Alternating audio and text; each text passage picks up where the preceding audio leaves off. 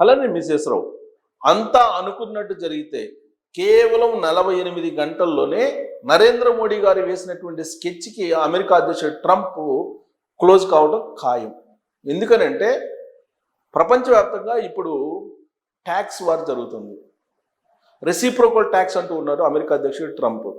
కేవలం దిగుమతి సుంకాలు విధించడం ద్వారా ఆయా దేశాలను లోబర్చుకోవాలని ప్రయత్నం చేస్తున్నారు. కానీ మౌనంగా ఉన్నటువంటి నరేంద్ర మోడీ గారు సైలెంట్గా ఒక పెద్ద స్కెచ్ వేశారు. యూరోపియన్ యూనియన్ తోటి స్వేచ్ఛా వాణిజ్య ఒప్పందాన్ని కుదుర్చుకోబోతున్నారు. ఆ మేరకు మొత్తం డీల్ సెట్ చేసేసారు. 27వ తారీఖున అంతా అనుకున్నట్టు జరిగితే స్వేచ్ఛా వాణిజ్య ఒప్పందం భారతదేశానికి యూరోపియన్ యూనియన్కి మధ్య జరగబోతుంది. ఇదే జరిగితే అమెరికా పరిస్థితి ఏంటి అనేది ఒక పెద్ద ప్రశ్నగా మిగిలిపోతుంది అంతర్జాతీయ సమాజంలో. ఇప్పటికే యూకే తోటి స్వేచ్ఛా వాణిజ్య ఒప్పందాన్ని కుదుర్చుకుంది భారతదేశం దాదాపు 4-5 నెలల క్రితం. ఇప్పుడు యూరోపియన్ యూనియన్ తోటి కూడా స్వేచ్ఛా వాణిజ్య ఒప్పందం కుదిరితే అమెరికా మీద పూర్తి స్థాయిలో డిపెండ్ కావాల్సిన అవసరం లేదు. బహుశా అందుకే అమెరికా ఆర్థిక మంత్రి ఇప్పుడున్నటువంటి సుంకాలను భారతదేశం మీద మేము తగ్గించబోతున్నాము, 50% సుంకాలను విధించాము, దాన్ని 25% తగ్గిస్తామని చెప్పి చెప్తూ ఉన్నారు. సాధారణంగా 25% దిగుమతి సుంకాన్ని అమెరికా అధ్యక్షుడిగా ట్రంప్ బాధ్యత స్వీకరించిన తర్వాత విధించారు భారతదేశం మీద. రష్యా నుంచి ఆయిల్ కొనుగోలు చేస్తున్నారు కాబట్టి అదనంగా ఇంకొక 25% విధిస్తున్నామని చెప్పి 50% దిగుమతి సుంకాల్ని వేశారు.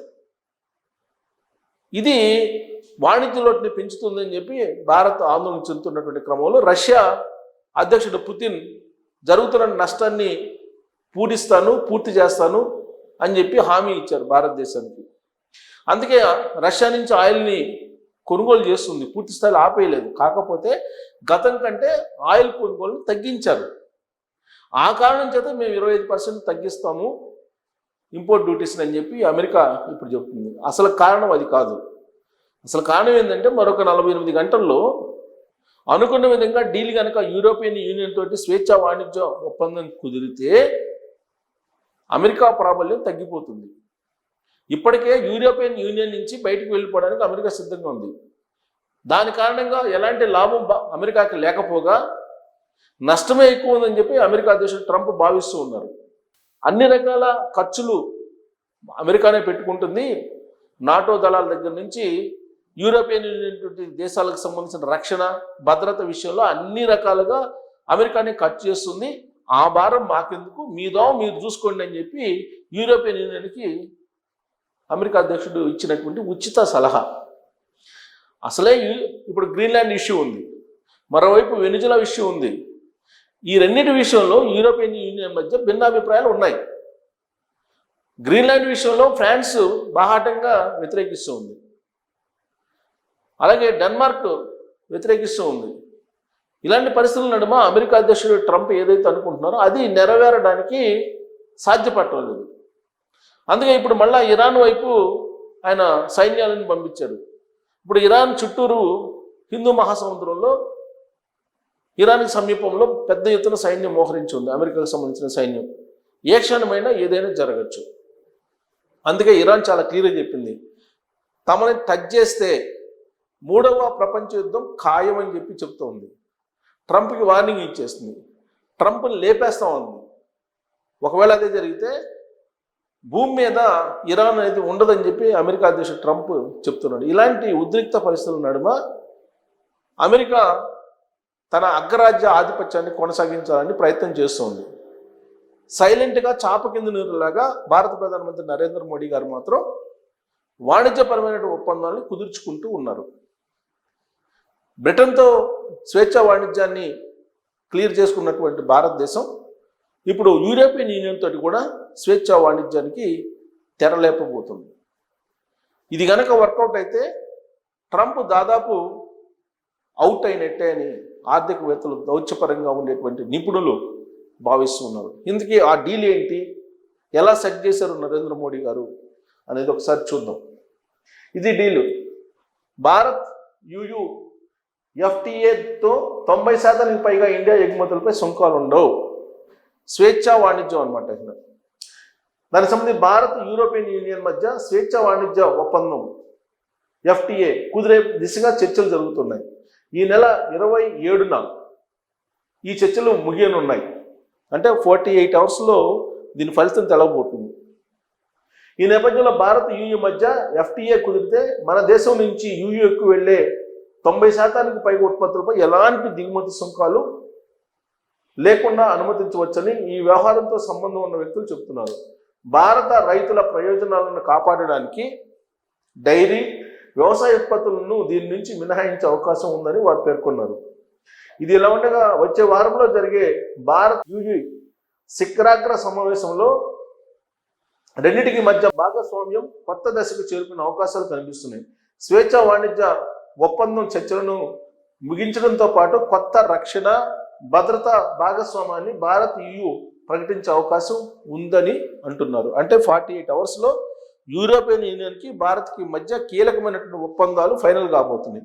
అలాగే శిఖరాగ్ర సమావేశం వచ్చే వారం జరగబోతుంది. దాంట్లో భద్రత, రక్షణకు సంబంధించిన ఒప్పందాలు కూడా క్లారిటీ రాబోతుంది.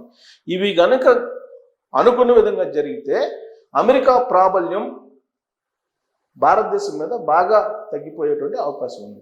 అందుకే అమెరికాకు సంబంధించిన ఆర్థిక మంత్రి మేము దిగుమతి సుంకాలను తగ్గిస్తామని చెప్పి కొత్త పాటని అందుకున్నారు. ఎవరు అంటే ఇదిగో ఇతను 20% తగ్గించే అవకాశం ఉంది. ఆర్థిక మంత్రి అమెరికా స్కాట్ బెసెంట్ వెల్లడి. మీ రక్షణ బాధ్యత ఖర్చులు మీవే.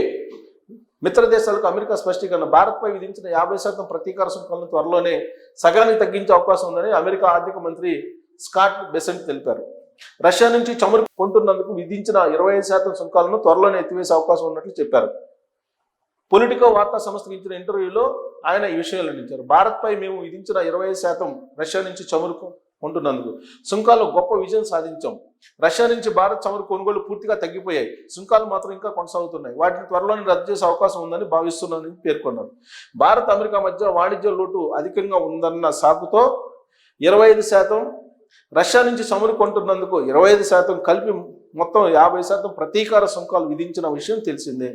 గత ఏడాది ఆగస్టు 27 నుంచి ఈ సుంకాలు అమల్లోకి వచ్చాయి. కాగా భారత్తో వాణిజ్య ఒప్పందం కోసమే యూరోపియన్ యూనియన్ తమలాగా భారత్పై సుంకాలు విధించకుండా వెనక్కి తగ్గిందని బిసెంట్ తెలిపారు. అంటే యూరోపియన్ యూనియన్ దెబ్బకి ఇప్పుడు దిగొస్తుంది అమెరికా. భారత్ నుంచి శుద్ధి చేసిన ఎనర్జీ ఉత్పత్తును యూరోపియన్ యూనియన్లో కొనుగోలు చేయడం మూర్ఖత్వం అని విమర్శించారు. కాగా చైనాతో వాణిజ్య ఒప్పందం చేసుకునేందుకు ప్రయత్నిస్తున్న కెనడాపై 100% సుంకాలు విధిస్తామని అమెరికా అధ్యక్షుడు డొనాల్డ్ ట్రంప్ హెచ్చరించారు. చైనా వస్తువులను అమెరికాలోకి తరలించేందుకు తన దేశాన్ని చైనాకు గోదాములులా మార్చేయాలని కెనడా ప్రధాని మార్క్ కార్నీ ప్రయత్నిస్తున్నారని విమర్శించారు. ఈ ప్రయత్నాలను ఆపకపోతే అమెరికాలోకి వచ్చే కెనడా వస్తువులపై 100% సుంకాలు విధిస్తామని స్పష్టం చేశారు. ఇప్పుడు మళ్ళీ కెనడా మీద పడ్డారు. కెనడా మీద 100% మేము ప్రతీకార సుంకాలు విధిస్తామన్నారు. ఎందుకు? చైనా నుంచి వాళ్ళ వస్తువులు కెనడా దిగుమతి చేసుకునే దానికి ఒప్పందాలు కూర్చుకోబోతుంది. అందుకని అమెరికా నూతన జాతీయ రక్షణ వ్యూహం. అమెరికా ఫస్ట్ అన్న తన నినాదాన్ని ఆ దేశ అధ్యక్షుడు ట్రంప్ మరింత ముందుకు తీసుకెళ్తున్నారు. దీనిలో భాగంగా తమ జాతీయ రక్షణ వ్యూహంలో కీలక మార్పులు చేశారు. ఇకపై అమెరికా మిత్ర దేశాలు వాళ్ళ భద్రతను వారే చూసుకోవాలని అమెరికా తేల్చి చెప్తుంది. అంటే యూరోపియన్ యూనియన్కి తేల్చి చెప్తుంది. ఈ మేరకు అమెరికా రక్షణ శాఖ కార్యాలయం 34 పేజీలతో కూడిన జాతీయ భద్రతా వ్యూహాన్ని రూపొందించింది. 2022 తర్వాత తొలిసారి రూపొందించిన అమెరికా రక్షణ వ్యూహం ఇప్పుడు ప్రపంచవ్యాప్తంగా చర్చనీయాంశమైంది. ఇప్పటి వరకు మిత్ర దేశాల రక్షణ ఖర్చులను గతంలోని అమెరికా ప్రభుత్వాలే భరించాయని, ఇకపై అటువంటి విధానం ఉండదని ఈ నివేదిక పేర్కొంది. మిత్ర దేశాలు వాటి రక్షణ ఖర్చులను వారే పెట్టుకోవాలని స్పష్టం చేసింది. యూరోపియన్ యూనియన్ నుంచి ఆసియా వరకు ఉన్న అనేక మిత్ర దేశాలు అమెరికా పైన ఆధారపడి తమ రక్షణ వ్యవస్థలను బలోపేతం చేసుకోలేదని చెప్పింది. ఇకపై రష్యా, ఉత్తర కొరియా వంటి దేశాల నుంచి వచ్చే ముప్పును ఎదుర్కోవడంలో వారే కీలకంగా వ్యవహరించాలని తెలిపింది. ఇది విషయం. సో మీ సావు మీరు చావండి అని చెప్పి యూరోపియన్ యూనియన్కి చెప్పేసింది. అందుకే వాళ్ళు భారతదేశంతో స్వేచ్ఛా వాణిజ్య ఒప్పందాన్ని కుదుర్చుకునేటువంటి అవకాశం ఉంది. సో అది భారతదేశానికి అడ్వాంటేజ్ కాబోతున్న రాబోయే రోజులు అనేది దౌత్యవేత్తలు, ఆర్థికవేత్తలు చెప్తున్నటువంటి మాట. మరి ఈ ఒప్పందం జరిగిన తర్వాత ఎలాంటి మార్పులు ప్రపంచవ్యాప్తంగా చోటు చేసుకోబోతున్నాయి అనేది రకరకాలుగా అంచనా వేస్తూ ఉన్నారు. సో భారతదేశం అయితే సుస్థిరమైన ఆర్థిక వ్యవస్థగా మారడానికి యూరోపియన్ యూనియన్ తోటి స్వేచ్ఛా వాణిజ్య ఒప్పందం కుదరబోతుంది. ఇది అమెరికా జీర్ణించుకోలేకపోతుంది. మరి చివరి నిమిషంలో ఏం జరుగుతుంది అనేది మనం వెయిట్ చేయాలి. Thank you.